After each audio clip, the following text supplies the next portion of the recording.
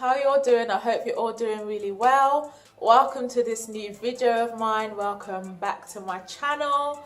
If you're a new subscriber, then hey, I see you. If you're a long-term or old subscriber, I see you too. If you're not a subscriber, then why don't you just subscribe and click the button and subscribe to my channel. Stay tuned for the videos that I have coming your way. As you can tell by the title of this video, I'm going to be doing a sort of what's in my bag, you know. It's not going to be the standard what's in my bag, because I'm not talking about a bag.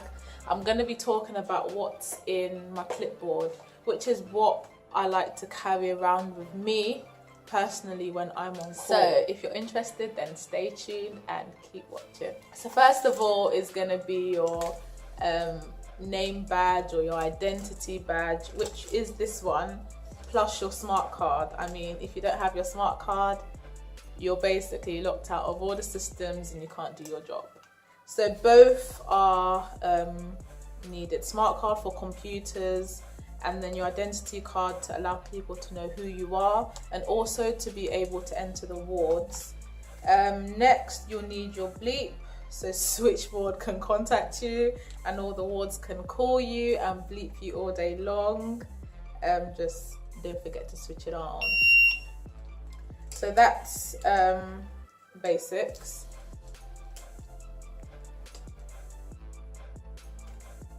I'm just gonna switch it off.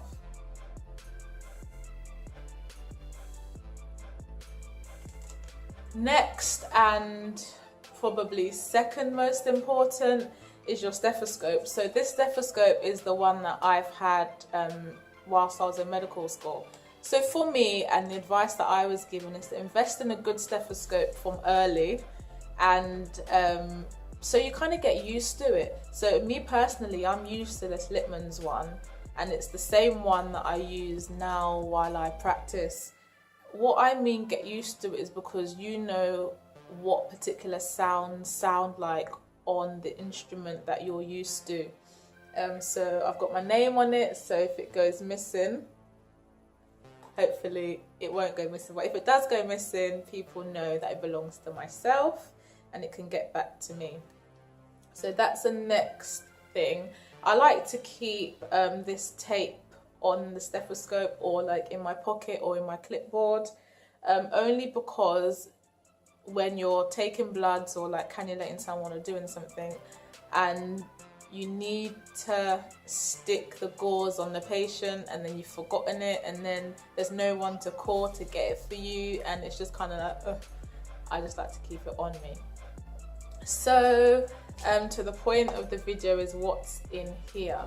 So to begin with, I have the stuff which I keep inside, but then on the front I like to keep some blank sheets, or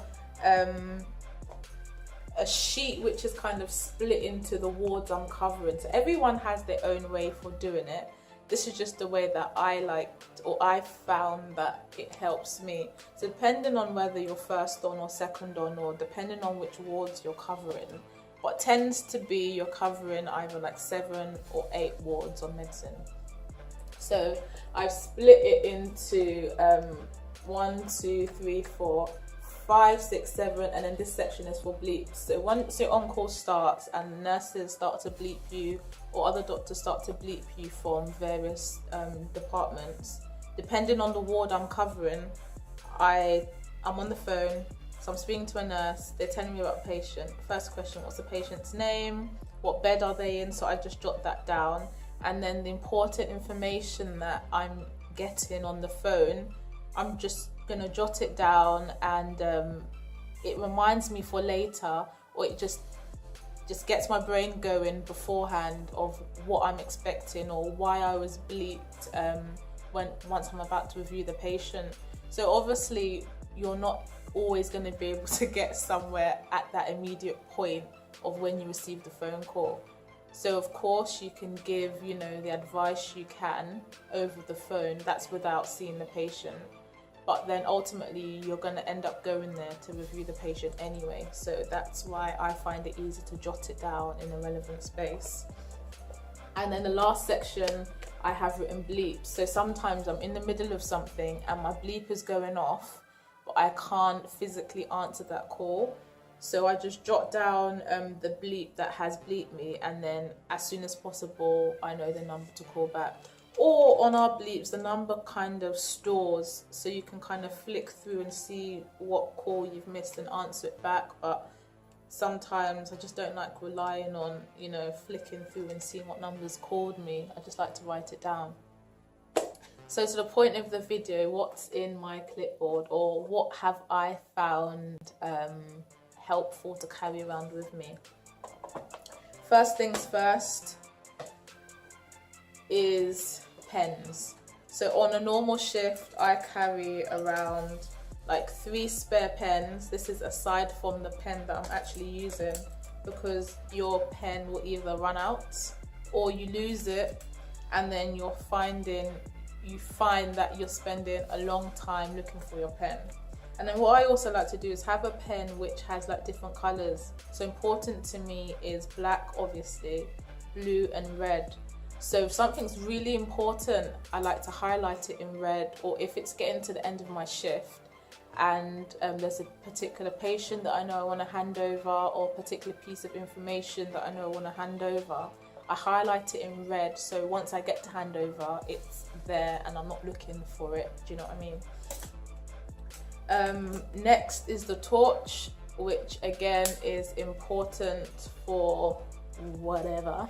No, for me, you know, once you're doing that death verification or particular examinations, neurology examinations, I find it helpful to have this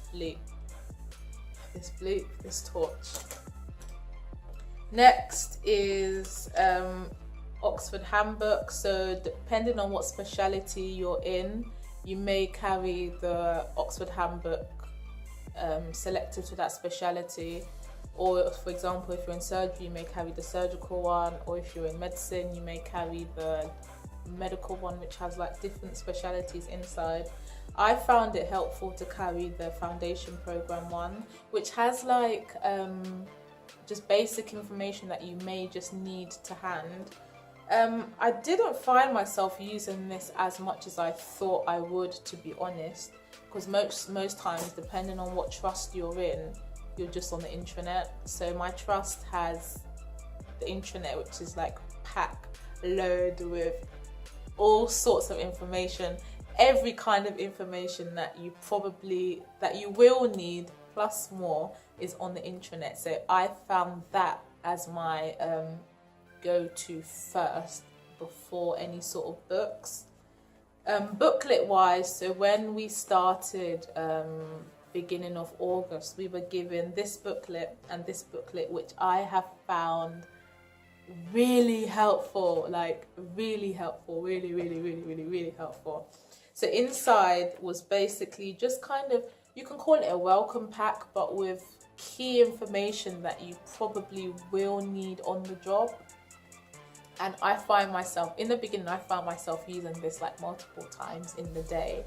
And as time goes on, some things become like familiar to you that you can just remember. But some things you just need to look through. So basically just had information regarding your duties, basic examination of documentation that you may need to, or that you will need to document in patient's notes. And then just kind of brief examples of managing particular kind of presentations. So in this book is highlighted management of chest pain, management of patient with shortness of breath, management of GI bleed, management of sepsis, management of acute kidney injury, basics to fluids, information about sedation, information about anticoagulation, analgesia, so you've got your step ladder and like, you know, what to prescribe when. The falls review, some information about catheters, the diabetic bleep, so just basic information.